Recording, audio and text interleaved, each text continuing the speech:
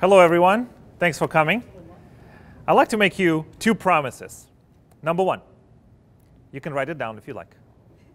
Promise number one, your life will give you adversity.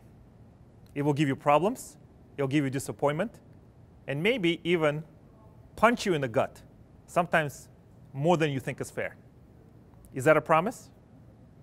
And second promise, at the end of this presentation, I will show you at least one technique that can help you get yourself out of that when you find yourself when life punches you. Would that be fair to say? So let me ask you a question. And we're not going to do this yelling that Bob Newhart have done. What are you afraid of? Quickly. We only have a few more minutes. You're afraid to drive? Yes. Stop it. Stop it. A lot of times we tell ourselves stories. We think, oh my goodness, I always thought of my life this way. And I'm going to ask you to stop it. Because that's just the story you tell yourself. Of course, I will share some techniques that have helped me to get over the things that I've been telling myself. And it's part of my story and a part of the things that I have learned. So I will show it to you. Okay, anybody else? What else are you afraid of? Afraid of, or think that you cannot achieve? Some of you are probably thinking, other than being buried in life in a box. Heights. Heights? You're afraid of heights? Yes. Stop it. Stop it. Well, this is a cute story that one you just saw, but a lot of times we complicate our own life. We make things that are difficult, we make them even more difficult. And I'm going to ask you to think about it to simplify. Would that be something that you can do? That you can simplify? Why make life so complicated when you can really simplify? If you're afraid of something, stop it. And if you cannot stop it, find someone who have done it, who can help you overcome that fear. You can hire a coach, you can join a club, or you can find a way to get yourself outside of your own box, outside of your comfort zone. This project that I'm talking about is about finding happiness. And happiness has been in real sharp focus, specifically here in the United States. I think it's from the 1950s, 1980s, 1990s. How many people have heard about a movement that has gained steam and has no way of stopping? That movement is called positive psychology. How many people have heard that? Okay. Positive psychology, when you find yourself in a difficult situation and you tell yourself what? It's going to be okay. You go to your strength and you find your way. I'm okay with that movement and with that type of thinking, but I don't think that's enough. A lot of times we find ourselves in a situation that we cannot find a way out. Would you agree with that? And just talking yourself in a positive way will not get you out. Am I speaking your language? I want to make sure that that's clear. Over the weekend, I have attended a seminar by a teacher, by a motivational speaker. His name is David Bauer. And he talks about limiting beliefs. Limiting beliefs that a lot of people thinking, okay, I'm in this job, or I'm in this relationship, or I'm in this situation, and I cannot get out. And over time, I'm very skeptical. I'm very skeptical of any motivational speakers or any gurus, but I listened to him. I listened to him for 3 days. And after a while, he has a point. He may not be correct in I may not agree with everything, but a lot of times we put limits on ourselves. We put limits on ourselves in our thinking and in our actions. So I'm going to invite you to stop that. Just like Bob Newhart said, whatever the limits you put in yourself, I'm going to ask you to stop it. And I'd like to share with you a personal story that put me on this journey of finding joy. I'm no longer chasing happiness, but I'm trying to create moments of joy here, right now. Would you like to hear a story? Okay, thanks. My story starts when I first came to the United States. I was just a young kid looking for my piece of American dream. I was doing great, got a college of my dreams, got my first job, my first business, got married, got a house. Everything was going fantastic until it wasn't. My marriage, my business collapsed. I found myself homeless, without any resources, and basically a broken person. I'm not sure if you have ever felt in that place, but that place is darkness. And sometimes you cannot find your way out. What did I do? I had to lose and leave everything just to find myself way back to myself. And I got help. I got help from friends who said, Mark, sometimes you have to lose everything to find out who you really are. I also came across a quote from a book by Dr. Viktor Frankl, who said, everything can be taken away from a man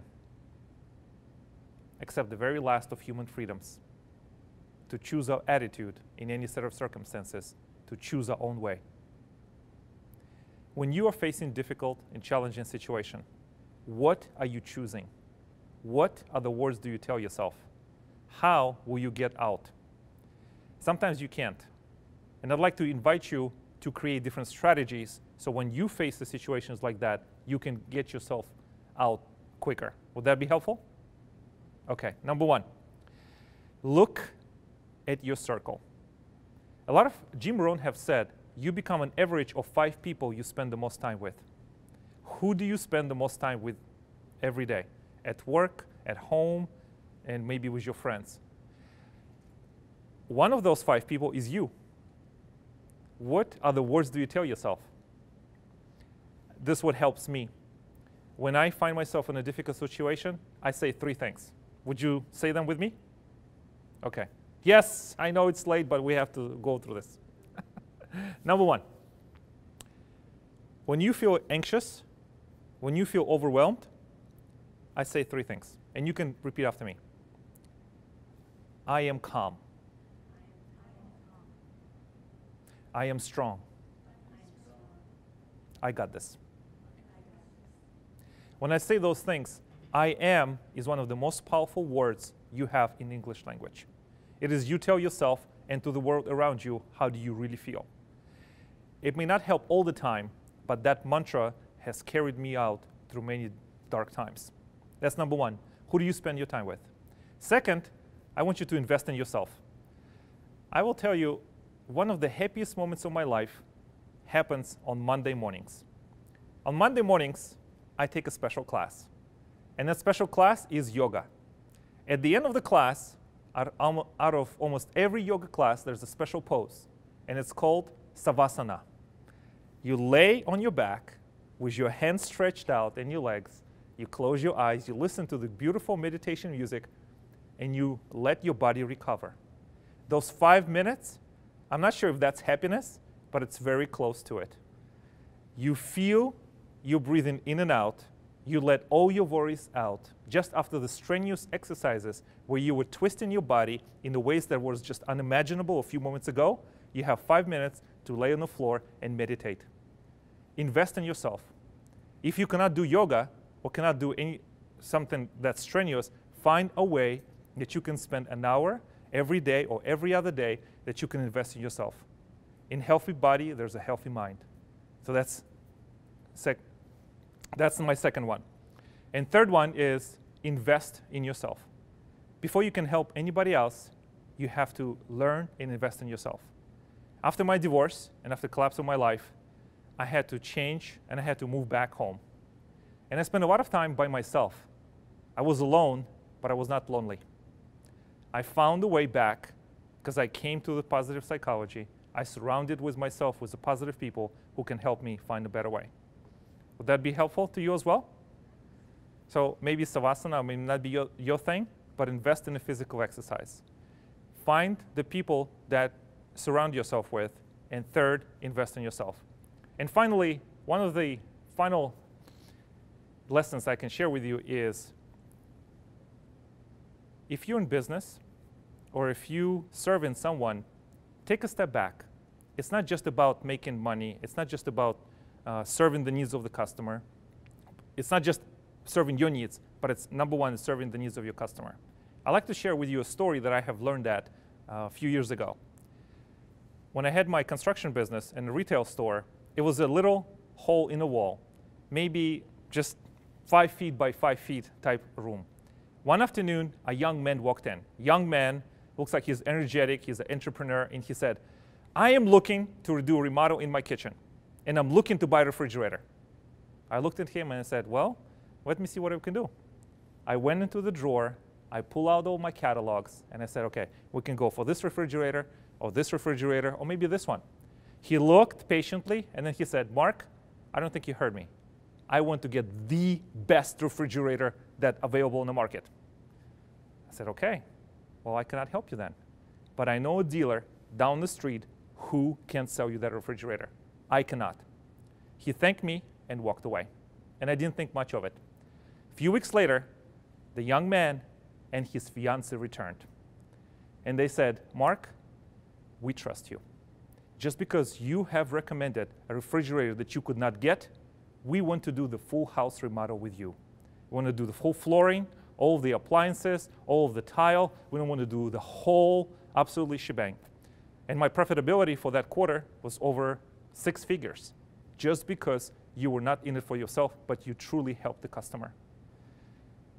In your search for happiness, you're going to find many bumps and many adversities and many challenges. I advise you to step out of yourself and truly open your heart and help somebody else. It will help you in business and in life.